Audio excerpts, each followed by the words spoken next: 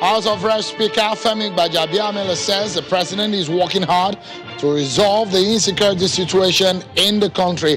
He makes promises that soonest Nigerians will see results. And Governor of Niger State says Boko Haram is taking over villages in the state. Details in a moment.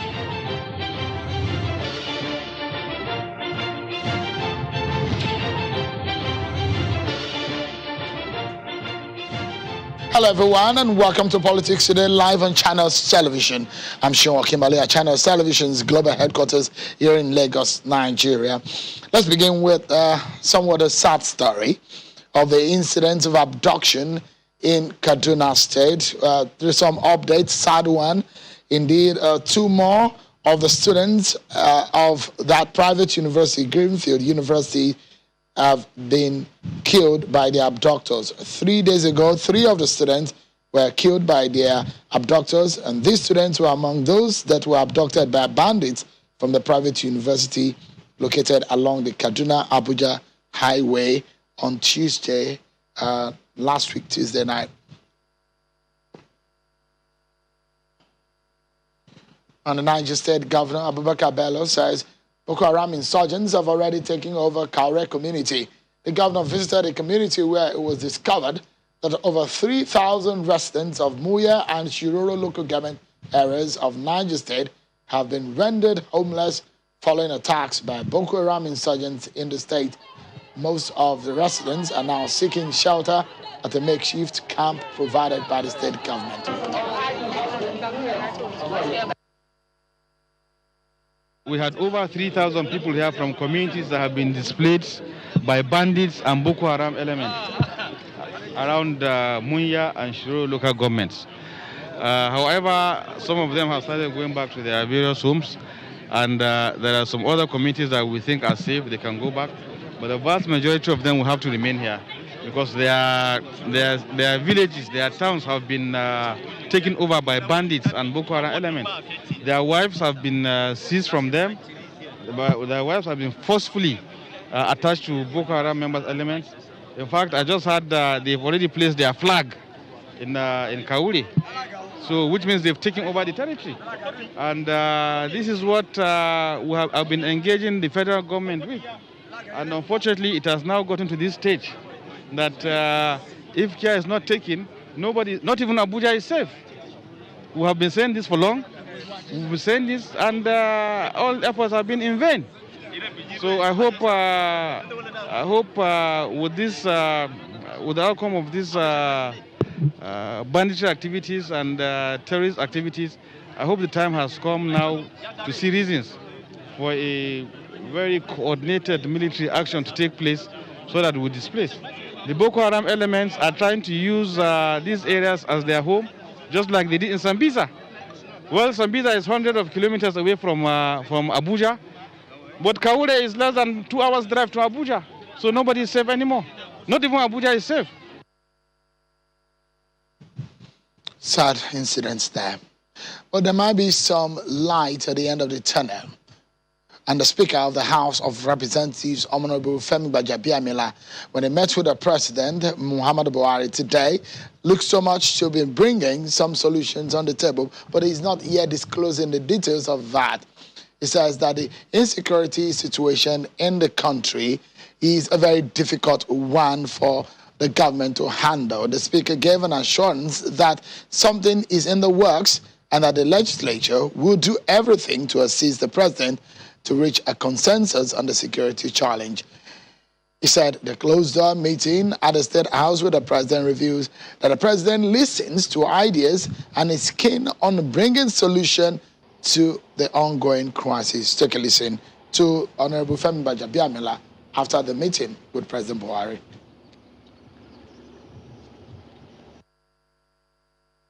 We'll speak about the security situation, we'll speak about the economy, we'll speak about the politics of it all. And we have always, at least, he has a listening ear, and we profile ideas. You know, he tells us his own views. and we come to some consensus one way or the other. You're aware that the House of Representatives some time ago passed a resolution. We set up an ad hoc committee, a special ad hoc committee, which involves all principal officers and 30 other members of the House. And we're going to start that process into looking at um, different solutions, and we'll be bringing the report to Mr. President. He's fully aware of it, and he's open to anything and everything, and that will help us in coming to a resolution in this matter. And that is the matter that we shall be discussing tonight. The issue of security. It seems to be something that is worrying a lot of people, is of a great concern to every Nigerian. So how the nation can overcome what has become a worrisome security situation. Recently, Boko Haram insurgents appear to have increased their attacks, with some places in Borno State affected, and a peaceful Yobe State was hit over the weekend when Gaidam was attacked by the insurgents. This has compounded the security situation across the country, with what we saw in the southeast recently in the past days and the attacks on military checkpoints in Rivers State. The question begging for an urgent answer is, where do we go from here, and what could be the solution to all of these problems? Tonight, I have joining me to discuss these issues, especially the insurgency in the northeast region, is a public affairs commentator and the Dean Borno Elders Forum, Professor Khalifa Dikwa. He joins us from our Maiduguri studio in Borno State. Thank you, Professor, for joining us tonight on the program. It's good to see you. From some of the views that you have shared with China's television, you've spoken so much about what is happening regarding the issue of security and state of insecurity in the country. You said that you hold the view that there are some external influence in what we see, especially in the northeast region. Let's begin the conversation, Professor, by getting to know, in your view, what could be responsible for the resurgent attacks that we are seeing in the northeast region. It's been relatively peaceful in the past years. Good evening, everyone. Good evening, Nigerians, and my heartfelt condolences to those who lost their dear ones. Shehu, the thing is, for those Nigerians who have been following me for a long time, they knew this thing will happen because I spoke before the beginning of the insurgency, prior to it. And prior to it, when it came, I spoke about it and I said it will take different forms and it will take the entire country, Nigeria.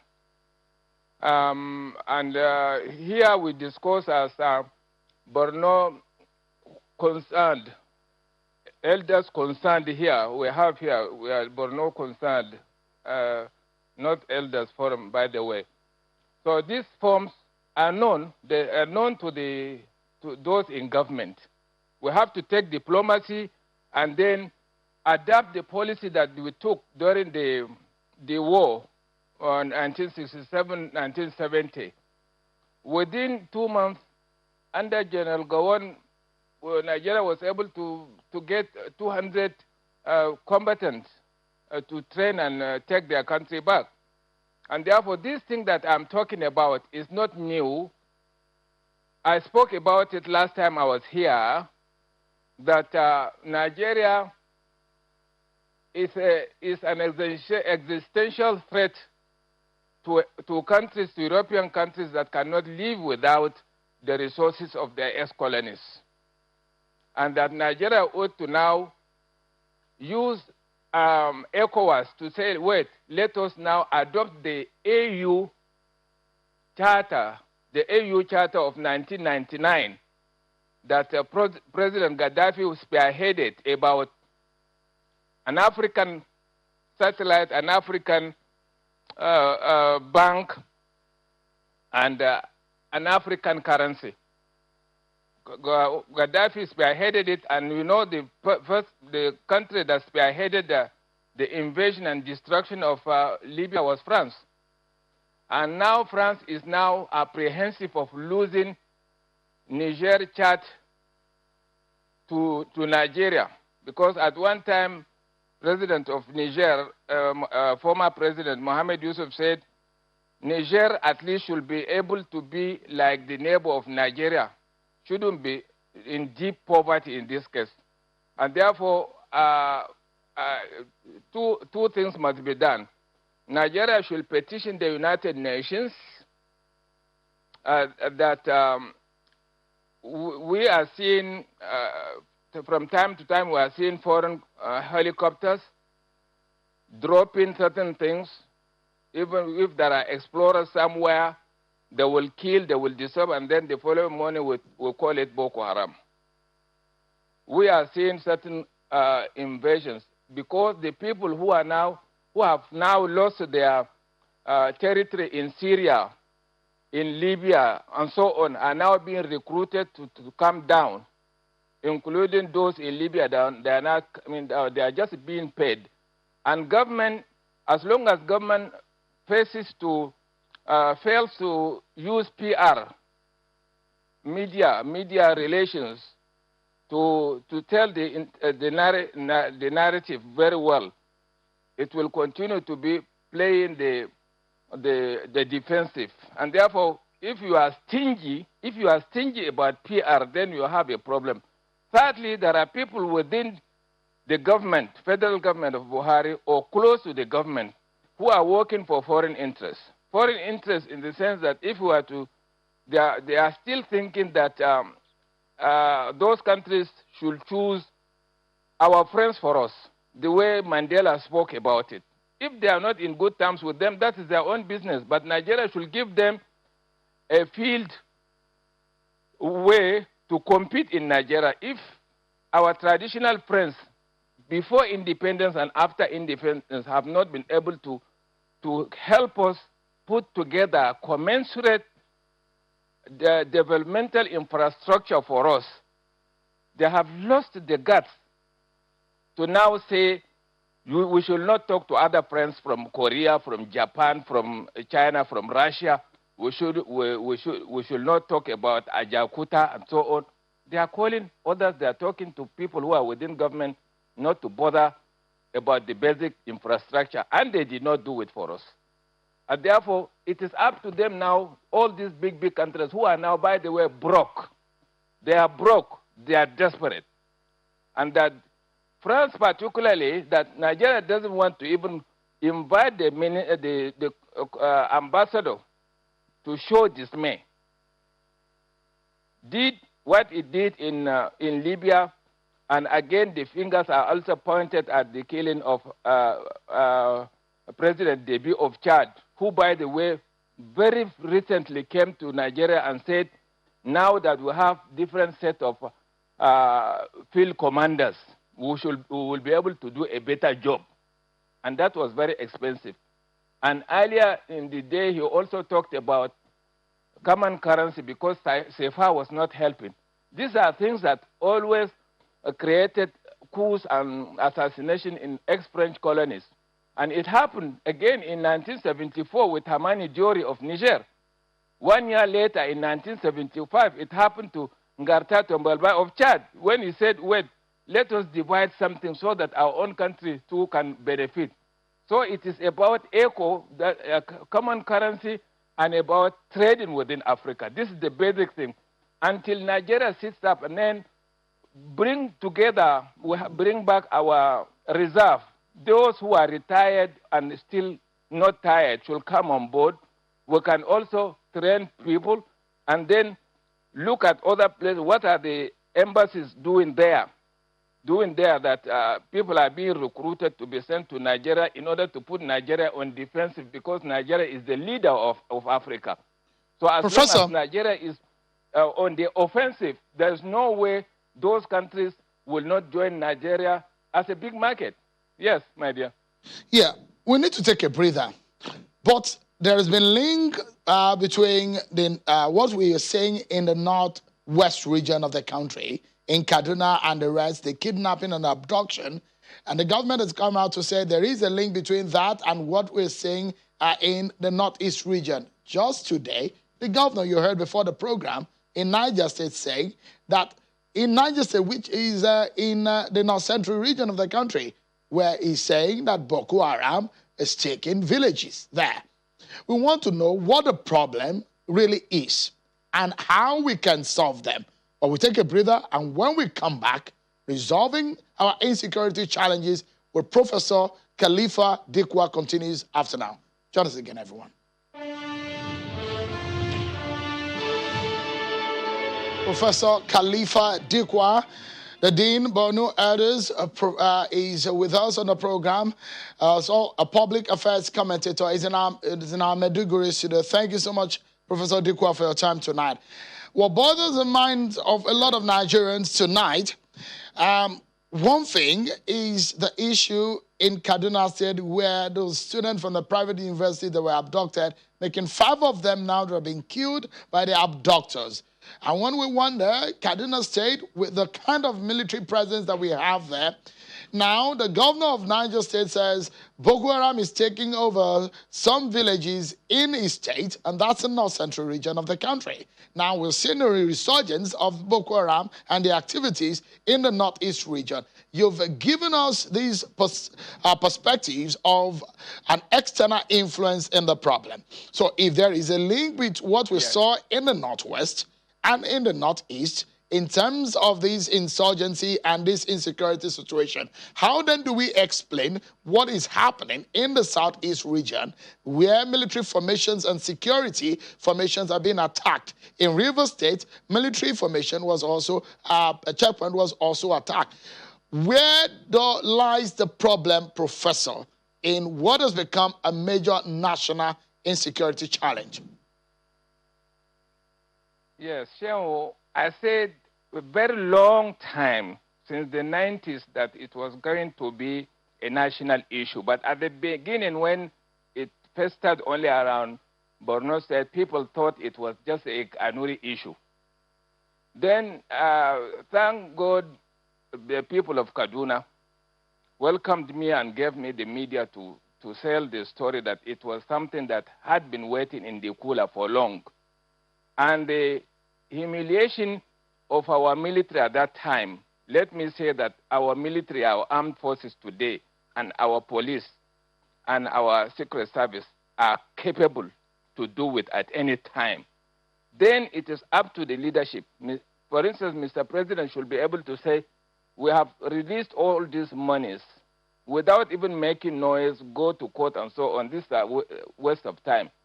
If the money meant for so-so weapons and so on, bring them back. Get the weapons anywhere in the world. Don't go and place our money so that we wait for so many years and people are dying. And the media is also complicit. When anything going to the east of the eastern bloc of the world, the media is talking, but they keep quiet if it is in America or Europe, as if we are slaves, we are still under the purview of European Union or European countries. To filibuster all these things, let me say straight that Mr. President should be able to ask what is happening to our satellite today. Can our satellite give aerial imagery to our military? Our Air Force, are they using our own without intervention? If we do not have one, then we can go to any country and borrow a space in the satellite. That is number one. Technology is number one, because the deficiency in staffing, the number of our military, police being overwhelmed and so on. No, they can still do it if the technology is there. Why is it that there are people within the system who are sabotaging the technology? Technology is like something for our military. We should have them, things like that have a tendency of night visuals, helicopters that can see at night and so on. They are not being given. They are sabotaging our army, our military, our police, our DSS, and so on. It is those in government or close the government because of the fault of a few people in the army, in those, the military and DSS, we are always quick to condemn the entire body. And those military and our own secret service and defense service have always performed in other places where technology was working, where everybody had the biodata. The biodata is that Nigerians are being used today within the country and outside the country to drag the image of the country down, and that every Nigerian must have the data for planning and for any opportunity so that nobody will buy different SIMs, adopt criminality and throw away the SIM. And therefore, if the communication ministry and digital economy has not finished, they should be given enough security, much more than before. All of them, the ministry and the NIDA herself, to finish the job so that when they put Shehu or Khalifa, everything about Khalifa is there. And therefore, I said Kaduna is my second home. And I was worried when each time there was something happening, the governor of Kaduna will say something that will torment, will just infuriate people of Kaduna, to push them, to annoy them, as if he has no feelings, human feelings at that time. And I said, consistently, every 2 weeks, saying one thing, and that is annoying the people, upsetting the people serially. And I suggested that unless there is something that is not adjustable, I dare say that the government of Kaduna was endangering Abuja due to its proximity. And therefore, taking over today, attacking Kaduna, Niger State as the widest state, next is Borno, right? And therefore, it is something that we can do with the technology, and then adopt what I call diplomacy. We must write United Nations. We have evidence, hard evidence. Our military have had rock solid evidence of international forces, international interests, foreign interests. Now they are broke, and they think that Nigeria is now trying to free the African countries. All right. Now from Libya around, go to Mali, Burkina Faso, Niger, and up to Sudan and so on. And you see a particular military government that toppled a civilian in Egypt is being accused of always being harassed to topple democracies in order to plant. So because of our time, Professor, we need to close now. But in closing, if you may, just in 30 seconds, Professor Dikwa, the rains are coming, and experts are saying this has its effect. The effect on the situation in the Lake Chad region is also there after the death of President Derby. And people are afraid that all of these will have its effect. For the people, what should we be doing? Just in 30 seconds, Professor. Yes. Lake Chad is for 40 million people across the borders. And you know that the ancient Kanem Borno that comprises Chad, part of Niger and Cameroon and so on, it is Lake Chad. And you should be able to find the truth about now the drying up of Lake Chad itself. Was it because of unnecessary dams along River Shari and Ubangi? Or is it something that has to do with the economy? If it is the colonial powers that are still doing it, I think we can do something out there, put a lot of PR there. And those who are in government, who are in lazy opposition, thinking that pulling down this government will help them, I'm sorry for them. It is not going to help them, because they will also go after them. At times of this kind of situation, all of us should forget about partisanship and come together with the leadership to worry them in order to do one thing at a time. Professor. So this is my take, that the solutions are there. If they want me to also do it, they can always talk to me. We can adopt even the Algerian way of dealing with the situation. Professor Khalifa Dikwa, it's always a pleasure hearing you speak about some of these issues and the way forward. And I hope that some of the solutions that you have put forward tonight will help in resolving the killings that we are seeing in our country today. But that's our show for today, everyone. Many thanks for watching. I'm Sean Kimale. Bye for now.